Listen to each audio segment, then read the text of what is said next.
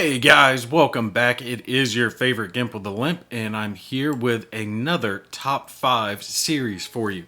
Now, I actually got some grief over one of my last top 5s, and I received that grief because most of the games were World War II era games, which I can understand. That's a favorite period, and when it comes to war games, there's so many war games that cover that era. It's just to be expected. So this series, this top 5, is going to be pre-World War II games that are top 5s. And I was trying to think of a good time frame to shoot for, and there wasn't really a good one. I was thinking ancients or medieval or whatever. And so many of the games cover a wide variety, so we're just going pre-World War II. So anything World War I and back to the beginning of time will be included in on this one. So let's get started right into it. All right, so the first games, it's actually going to be more than one. I'm cheating a little bit here on this first one. And just to put it out there, all the games in this series are not in any particular order. It's just the top 5, except for maybe the last one. The last one probably takes my pick for the top favorite. Here, first one, we're going to have a combination of games. And it's going to be the Men of Iron Tri-Pack and the Great Battles of History series, both of which are by GMT Games. Now, I understand people are probably going to put it in the comments, these are two different game systems, blah, blah. Yes, they are two different game systems, but it's the same core niche of that era of gaming in a hex and counter system. All right, and the systems are really, to be frankly honest about it, similar enough that they can be compared to each other. Okay, it's units, phalanxes, units of cavalry, archers, multi-man counters fighting each other in maneuver type warfare. Now, the Man of Iron Tri-Pack covers a selection of specific battles, but when it comes to the Great Battles of History, that covers everything. There are so many games in that system. The Romans, Alexander, Cataphract, there's the elephant one, which I can't remember the name of off the top of my head. You even have War Galley, which is one that I've been trying to get a hold of for a long time, and I still haven't been able to find a copy of that one. Old triremes, the old ships that they had all the guys rowing and shooting arrows at each other from, the deck. Really cool looking stuff. The game systems themselves, right? Men of Iron is a more simple game system than the Great Battles of History. But when it comes to Great Battles of History, I would suggest you get the simple Great Battles of History. It's a rule set that can be used with any of the games in that Great Battles of History set. Now, there's Great Battles of History, the Civil War series. I'm not talking about that one. I'm just talking about Great Battles of History, which is more your medieval and ancients time frame. Definitely get that simple Great Battles of History because I think it does a lot for streamlining the game, especially if you are playing it solitaire. If you don't have that, it gets kind of unwieldy and little back and forth and complex, especially when it comes into the command system. Bringing it down just to the simple Great Battles of History makes it more in line with Men of Iron, the Tri-Pack, its rule system, and makes it just so much easier to play. Definitely recommend it if you want a game system that is easier to get to the table. If you want that complexity, you can obviously skip the Great Battles of History, the simple Great Battles of History. It is an expansion, but it's only about $20, and it's definitely worth the investment. Now, as far as what you're going to get if you are interested in this type, all right, so this is the Hex Encounter, paper maps where you're trying to do maneuver warfare, and you've got the units, right? So a phalanx of men who are trying to outmaneuver their opponents. It really comes down to what era you are interested in.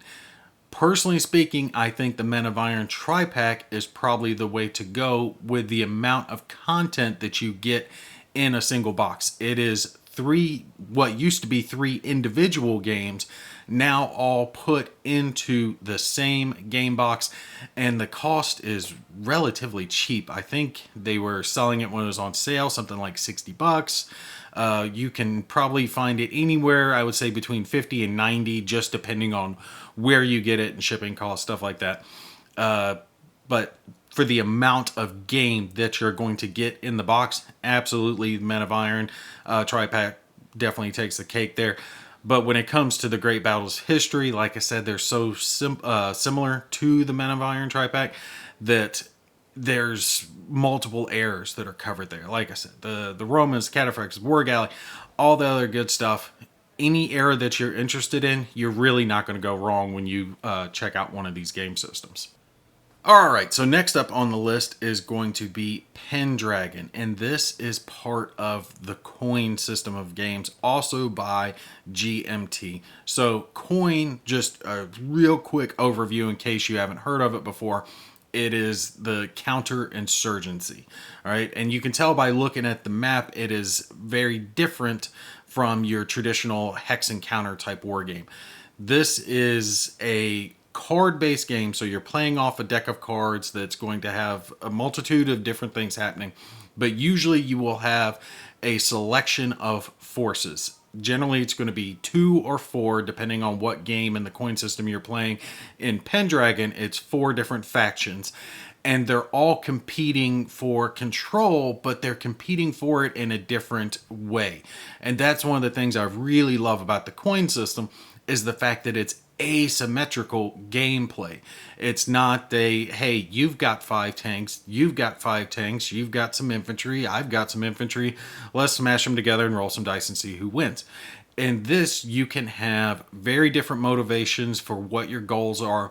You can have different forces. You might be weaker than your opponent, so you might have to worry more about doing a guerrilla style campaign because you can't stand up against your enemy in a straight up fight. They're going to outnumber you and have more forces and more weapons, whatever the case is, depending on the coin game you're playing.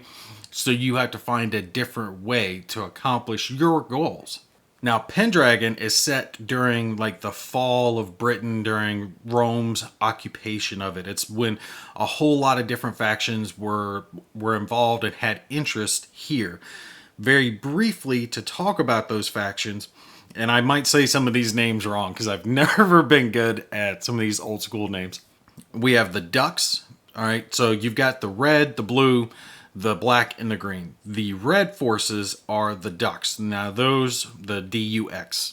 So hopefully I'm saying it's right. The Ducks, whatever. That's the Roman army. All right. So those were the original, the occupiers, the military that had come in and taken over the island of Britain. Now they're fighting to generally keep control for the Romans. They want to have, retained control at the end of the game over the entirety of the island, or as much of it as possible. Now, keep in mind that's a very simplistic way of looking at it. The game is a lot more in-depth than I'm laying it out, but that's the core gist of it. The next up, the blue forces, those are the civitas. That's the British aristocracy. So those are the people who were there, but now they're kind of in charge. They work kind of with and not kind of with the Romans. Again, it's a simplistic way to look at it, but now that Rome is pulling out a little bit and pulling out some of their military forces, and Rome isn't as in charge and as powerful as they used to be, now they want to take and gain control for themselves. On top of that, you've got the black and the green forces. The green forces are the Scotti, and they're effectively the local raiders, right? They're the local barbarians who are doing their stuff. They're Irish raiders in this game, and they value the traditional roles, the traditional British culture that was there before Rome invaded, and they've been fighting against Rome this whole time. And now that Rome's getting weak, they've stepped up their goals, their attacks, and they function in a similar way to how the black forces work, the Saxons, in the fact that they're conducting raids, but they're not very powerful in a military sense. So again, they can't just go toe to toe with the red forces or the blue forces to win. They have to work at it a little bit slower, a little more of a guerrilla type warfare. And again, the black forces, the Saxons, they're the foreign raiders. Think of them similar to like the Vikings. They're coming and landing in on the coastlines. They're trying to establish some settlements. They want to loot, pillage, gain resources for themselves. But also during this game, the green and the black forces can be hired out and they can work for the blue and the red forces. And the black forces don't really want that in one sense because those forces could end up fighting against them if they've hired out. So you could have those hired on mercenaries that are your troops fighting against you, but they're very fickle. And they're happy in the sense that, well, their forces are hired on, so any of their people that are on the island is a good thing. It's just more of their forces that are there to help conquer and colonize that particular part of the island. So as you can see, it gets real in depth in the diplomacy, the intrigue, the combat that's going back and forth. And as you can see on screen, there's flowcharts for playing the game solitaire. I think the coin games do play very well solitaire, especially since it has such asymmetric gameplay with each force pursuing their own goals, but they're contrary to the other force's goals. Even if you're playing it by yourself, even if you don't use the flowchart and you just do what's in the best interest of each side, it can still play well solitaire. You don't have to kind of counterthink yourself too much in that regard. The coin system, obviously, I love the coin system, and this period of time has always fascinated me. So definitely, if you were into coin, you want to check that out. This is one well worth taking a look at. All right, so next up on our list, and absolutely far from least, is going to be one that I know plenty of you have seen before, and I'm sure many of you love. This is Flying Colors, also by GMT, and trust me, I'm not like a GMT fanboy or anything like that. It just so happens that the first three are GMT games, so evidently they do well when it comes to older era games. This is a game that is set during the Age of Sail. All right, so the era where you're sailing your ships, you've got the ships of the line and frigates and cruisers, and they've got 44 gunships and 80 gunships and 112 gunships, all that cool stuff. If you were into that era, that mindset, this is the game that you want to take a look at. Now, the key thing about this is it's a hex encounter war game. So if you want Age of Sail with hex encounter, this is the one to check out. But if you don't, pay attention. We're going to be looking at that here in just a second. Now, one of the things I really like about this game is the fact that the rules are there for relatively everything. It's not overly complex, so we're not getting way deep into it. But pretty much anything you want to do when it comes to Age of Sail fighting is there, but it's presented in a simple enough way that you can get it to the table and play it, especially if you haven't played it in a while. Like, I haven't been able to get Flying Colors to the table in a while, but I know that it wouldn't take me very long, half an hour, sit down, glance over the rules, and I would be able to be playing this game again. It is not overly complex to understand the rules to this game. Now, that is a really good thing because the name of the game when it comes to Flying Colors is big. Go big or go home. As you can see, there are a mess load of counters with this game, and that's in combination with multiple maps which are very large, and most of the scenarios for this game are not small. We're talking about the big Trafalgar type naval combat. That's what's going on. A bunch of ships sailing in line, getting ready to take out their enemy. It is that type of gameplay. There are not a whole lot of scenarios in this game that have, just a handful of ships. Now, of course, you can create your own scenarios if you want to, but if you want to have that big sailing experience where your fleet's taking on the British fleet's taking on the French fleet, taking on whoever else, this is the one to definitely check out. They've got leaders involved as well. Also, smaller ships, things like brigs. These ships aren't as big as the ships of the line. The ships of the line will take up 2 hexes, whereas something like a brig will only take up 1 hex. So it'll just be a single square ship. Now, obviously, it's a lot smaller, a lot easier to get blown out of the water. It's not going to take on a ship of the line, but it is a nice inclusion. Now, there are multiple games in this series. There is the Flying Colors, the by Serpents and Sea, I think is the name, and then White Ensign and Sails, something along those lines.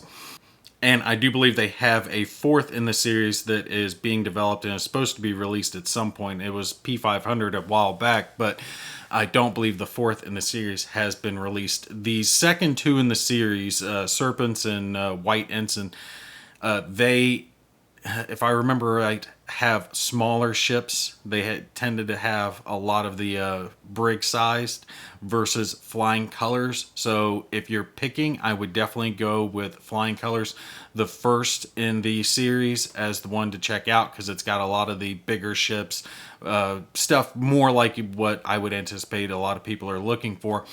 Plus, I do believe, don't quote me on this, but I do believe the new version of it, the most recent reprint from GMT, should include the Ship of the Line expansion, because Flying Colors did have a small Ship of the Line expansion that had come out for it, and I think their most recent reprint included that expansion, but again, don't quote me on it because I could be wrong on that. But yeah, as you guys can see, big maps, big ships, big guns. It's Age of Sail with just massive stuff going on, and it's easy to learn and easy to get to the table. Definitely one worth checking out if you guys are into Age of Sail. Alright, so some of you might be sitting there thinking to yourself, well, Gimpy, I like Age of Sail too, but I don't like Hex and Counter war games. What am I to do? Well, in that case, you check out Black Seas by Warlord Games. Alright, so we got away from GMT finally. We're looking at something else. This is Black Seas by Warlord Games, and it is phenomenal. When it comes to the rule system, obviously it's completely different from Flying Colors, because this, you're using measurements. It's, as you can see, it's a miniatures-based skirmish game, so it's going to be completely different, but they are very similar in the fact that both rule systems are easy to learn. This game is one, again, just like the other, that you can sit down, read over the rules in half an hour, and get your miniatures on the table and start playing relatively quickly. Same type of stuff that is available in Flying Colors you can do here. Different types of shot, doing grappling and boarding actions, blowing your enemy out of the water, setting them on fire, all that cool stuff absolutely can be done here. This game is all about the miniatures, because those miniatures that come with this game are freaking phenomenal. Now, I will say that this game is going to be much more of a financial commitment, because there is some starter boxes for it, but they don't come with a huge variety of ships.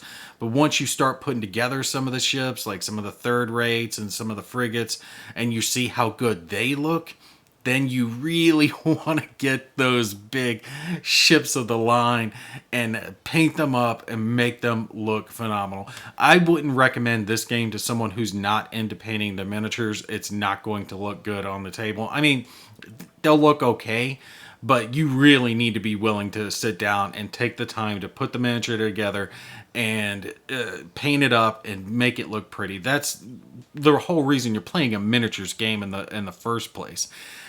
And this game really brings that to life. Now, some of the miniatures are different from some of the others. The ones that come in the starter pack are primarily all plastic. The sails are a type of cardstock that makes it to where they can bend and go on there. The bigger ones, so your ships of the line, first rates, those are going to be a combination of resin, plastic, and or metal, the pewter. The resin perfectly great, fine, no problems there. Plastic pieces, perfectly great, no problems there. The pewter, I just hate working with metal miniatures. I've never liked that, so I always have to ding them on it. And again, that's a personal preference. It's very similar to Warhammer miniatures back when they still had a lot of their metals, right, that they put out way back in the day. If you don't mind dealing with that, yay, good, more power to you. The good part though is for the bigger ships, most of the pieces that are metal are just a few pieces of the rigging. Most of it's resin, so it's a higher quality than the basic plastic comes in the smaller kits, the smaller ships. So if you are bothered by the pewter like I am, it's not a huge deal since it's only a couple of pieces. But you can really deck these ships out as much as you want to. They include black thread, so you can actually tie up the rigging if you're able to do that. Now, I am not good enough to tie up the rigging, nowhere close. But if you are able to do that, you can really get these miniatures modeled damn near perfect to what they were in real life. For a small miniature, something that can fit in your hand like that, and you're able to tie up all the rigging on it.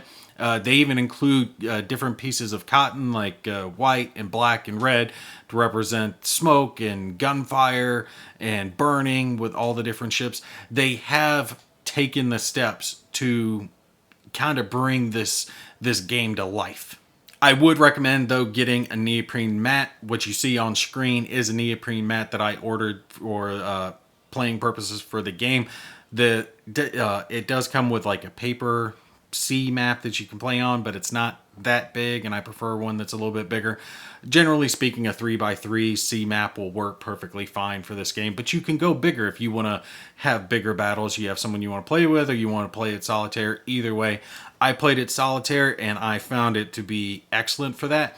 Key thing for the game when it came to solitaire is that the initiative changed, and it was going to change turn to turn. It all had to do with the wind direction. Whichever ship was hit first by the wind activated first, and obviously that's going to change as the ships move around the seas. You need that when it comes to solitaire play. The key thing is not having that just the sameness round to round, all right, with I go, you go, I go, you go, that type stuff. It kind of wears thin. It's not as fun when it comes to solitaire play. With this, your carefully laid plans, even if you're thinking about it in your head during one round, it can change up because the ships don't end up quite where you think, and a different ship's going first the next round, and that's going to change everything up because then they get to shoot first. They get to move first. Maybe you want to move second so you can get yourself in a better position, and that enemy ship will be closer, so you have to change your plans up. I really like the way the wind direction and initiative is used in this game because it lends itself so well to solitaire play. So yeah, if you're into Age of Sail, but you don't want Hex Encounter, you want to see it, you want to feel it, you want to hold it, and you want to paint it, Black Sail's definitely the one to check out. Alright, so last and certainly not least, because it's the favorite of this list. And yeah, generally when I do my top fives, I don't have a favorite or a top, but yeah, this one's going to take top. This top spot, absolutely. And this is, I'm going to mispronounce it again like I did during the whole damn playthrough. Agar Singulanus. All right, it's part of the Cry Havoc series of games by Historic One Gaming Publishing. Definitely check them out. This company's been around for a while, for a little bit. It was a little hard to find some of their games, and then they've started things back up. And I was able to get a copy of this to try out because I hadn't been horribly pleased at first. And then when I got a hold of this, I was extremely pleased because they really took this to the next level. This is about man-to-man combat during medieval type time frames. All right, so when units were using swords, boards, bows and arrows, that types of stuff, this is the gameplay that we're talking about here. Now, it's Hex Encounter, like we've mentioned before, but I was struggling many years back. I wanted to play a game that got in tighter, more tactical, that man-to-man feel. And while, yes, there were the Great Battles of History series, they dealt solely with units, all right, groups of units. It was a group of cavalry, a group of archers, a group of cannons, whatever unit it was.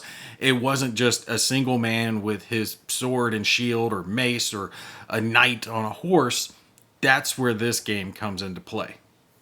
And it really does have all the different types of units that you could expect, all the different weapons, swords, shields, maces, javelins.